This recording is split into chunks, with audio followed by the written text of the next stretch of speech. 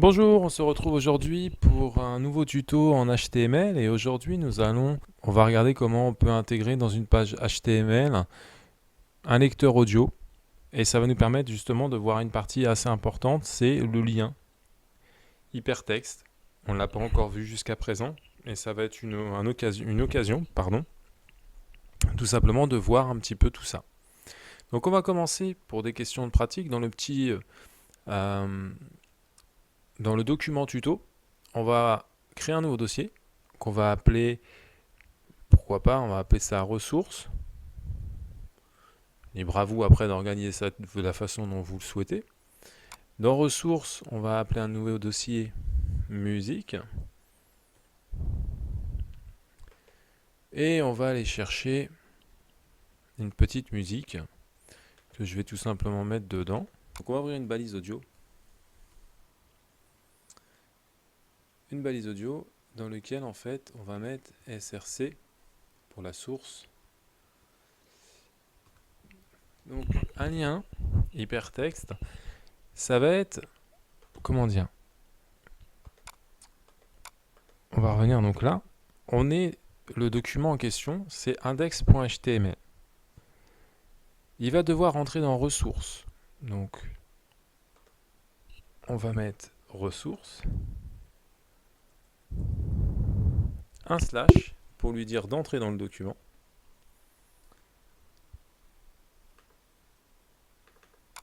Musique.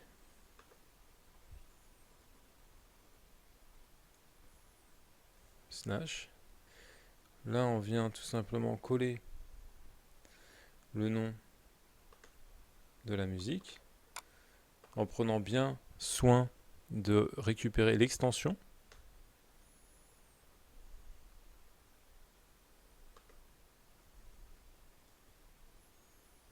Donc on ferme, pareil. On va mettre un contrôle pour tout simplement imposer en fait un petit lecteur. Donc tout simplement, mon fichier n'était pas pris en considération. Hop. Donc là on aura bel et bien la musique qui va se diffuser jusqu'au bout. Donc on voit un petit peu les difficultés, hein. On voit que le MP3 est passé, là où le WMA a eu du mal. Ça démontre que la version de Firefox que j'ai a du mal à prendre le WMA en considération. Certains navigateurs vont pouvoir prendre le WMA sans problème, mais c'est toujours intéressant en fait d'en avoir plusieurs. Donc on garde à l'esprit ressources slash musique slash 03 secret. Ok. Différents attributs à mettre à audio. Mais le plus important, c'est contrôle. Donc ce qu'on va faire, on va enregistrer sous. Donc c'est exactement le même document. Mais on va l'enregistrer. Donc celui-là, je peux le supprimer, on s'en fiche. Il sert plus à rien. Donc, dans notre exemple.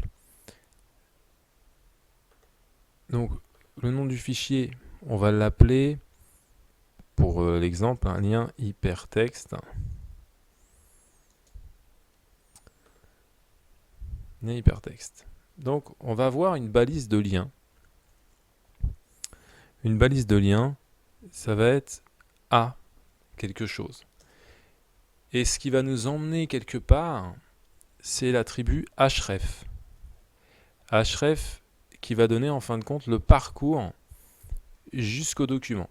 J'ai créé simplement lien hypertexte.html, titre pas facile, et on va vouloir remonter donc sur index.html. Donc là en fait si vous voulez c'est le parcours inverse. Donc déjà on va commencer par écrire ce petit index.html. Ça c'est là où on veut aller. Donc là si par exemple je fais juste ça, je ferme ma balise. Donc là je mets page d'accueil.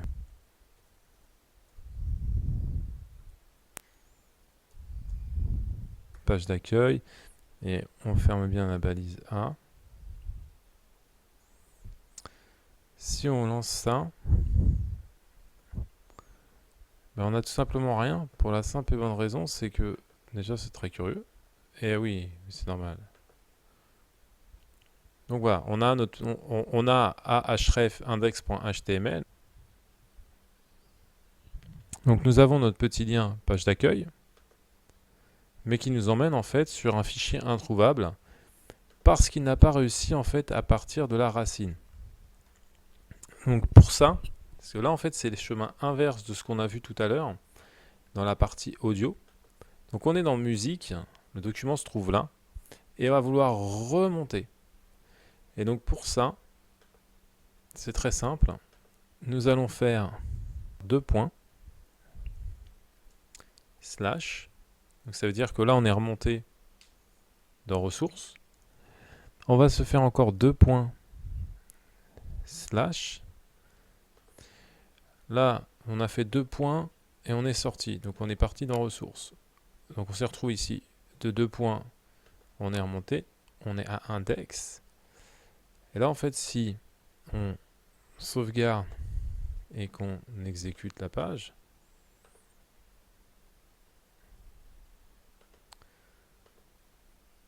on arrive sur notre page test. Si vous voulez, ça revient à peu près, c'est exactement le même cheminement. Et il faudra conserver en fait ce concept-là. Pour rentrer, donc on va aller ouvrir en edit. Pour rentrer quelque part, on donne le nom du document, un slash pour rentrer, nom du document, slash pour rentrer, et le document qu'on veut ouvrir. Et à l'inverse, quand on veut sortir de quelque part, 2 points slash je remonte, 2 points slash je remonte, et je mets le nom de mon élément. Ce sont les liens internes qu'il peut y avoir entre les différentes pages HTML. Donc j'espère qu'au niveau des liens, tout y est clair. Si ce n'est pas le cas, n'hésitez pas à me poser des questions. Je vous y répondrai bien sûr. Si vous avez aimé cette vidéo, likez-la, abonnez-vous. Et bien sûr, commentez et pratiquez. Si la musique en question, vous n'avez que du MP3 et que malheureusement votre navigateur ne le lit pas, vous vous rendez compte que malheureusement le format n'est pas pris en compte. Vous pourrez convertir avec VLC dans tout un tas de formats audio. Vous pouvez aussi à travers Audacity coder pas mal d'audio, c'est intéressant. Donc c'est pareil, si vous avez besoin d'aide, que ce soit pour VLC ou que ce soit pour Audacity, n'hésitez pas à m'en faire part. Audacity par contre ne gère que l'audio, donc par rapport à la vidéo, ce sera vraiment VLC qui va pouvoir un petit peu plus convertir. Audacity reste pour le son. Si vous voulez un son très propre, je vous conseille plus Audacity. Si par contre, je ne dis pas que VLC n'en est pas capable, mais c'est beaucoup plus simple à travers Audacity qu'à travers VLC, pour la partie musique j'entends. Après pour la partie vidéo, de toute façon vous verrez que vous n'aurez pas trop le choix, VLC reste la meilleure option possible. Restez connectés, merci à vous pour votre soutien, à très bientôt et bonne pratique.